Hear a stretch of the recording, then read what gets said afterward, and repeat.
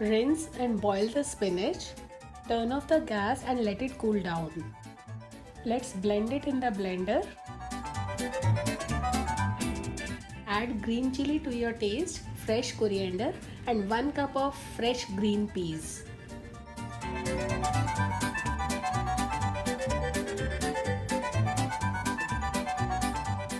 Take out the mixture in a bowl and add salt to your taste, coriander powder, red chili powder, turmeric powder, amchur powder and kasuri methi.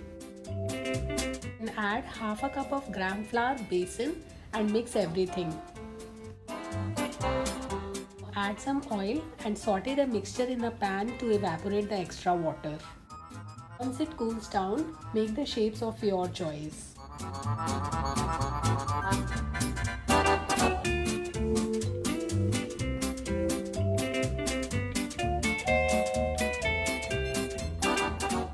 Now heat the pan and grease it with the oil. Now shallow fry the kebabs.